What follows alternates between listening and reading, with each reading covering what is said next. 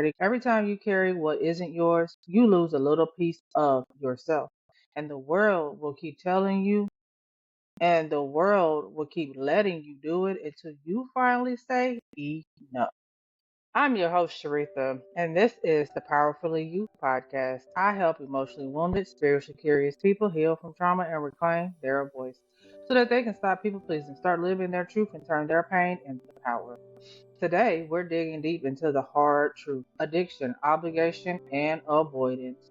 The cost of carrying someone else's responsibility. This isn't just about family drama. It's about the heavy weight on your chest, the one that makes you feel guilty if you say no, resentful when you say yes, and invisible no matter what you choose. Addiction runs, obligation demands, and avoidance denies. Here's what happens when someone is tied in addiction, whether it's to a man, a drug, a lifestyle, or even just running from their pain.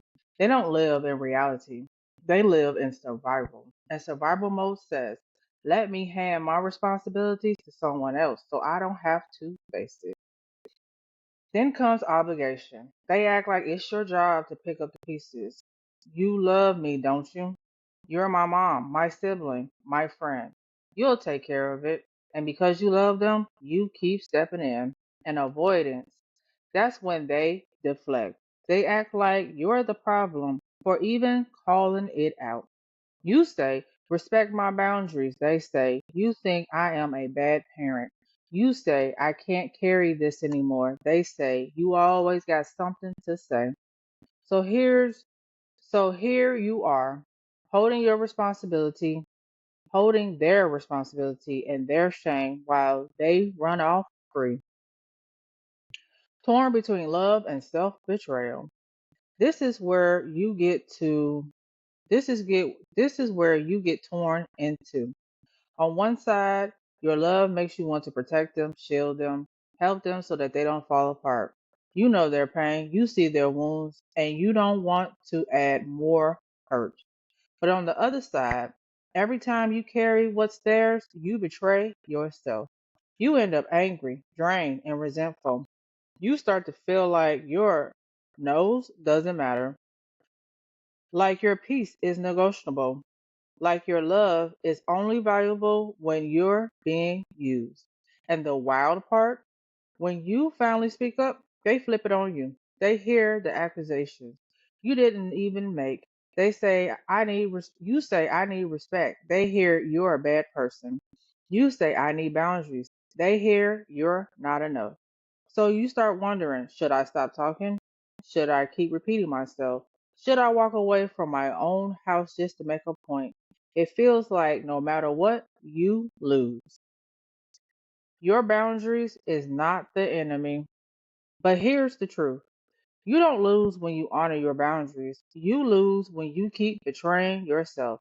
Listen, your boundaries is not an attack. Your truth is not disrespect. Saying, I can't carry this, it's not mine, is not a judgment of their worth. It is an act of love. Love for them because you stop enabling their dysfunction. And love for you because you finally let yourself be crushed because you finally stop letting yourself be crushed under the weight that doesn't belong to you. Here's the shift. You don't have to argue, explain, or beg for respect. Boundaries aren't proven by words, they're lived through action. You don't need to scream. You don't need to disappear to be heard. You simply stand on your no and let your actions speak louder than your explanations. And when the cost flips, no, that's when the cost flips.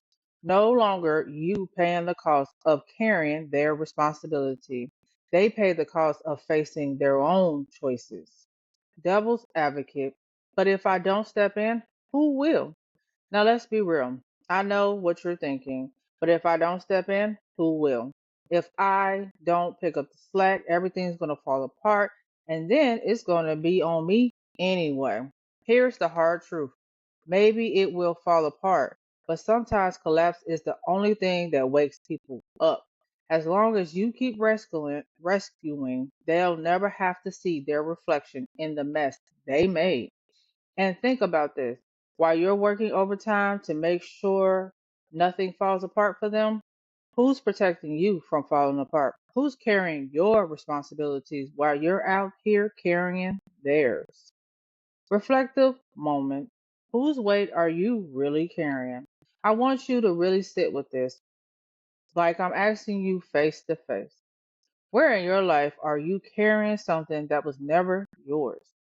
How much of your exhaustion, the tiredness that lives in your bones, is actually coming from somebody else's responsibility? If you put that weight down today, what part of yourself would you finally get back? Final soul truth. The real cost of carrying was not yours. Here's the soul truth. Addiction makes them run. Obligation makes them expect. Avoidance makes them deny. But none of that means you have to betray yourself.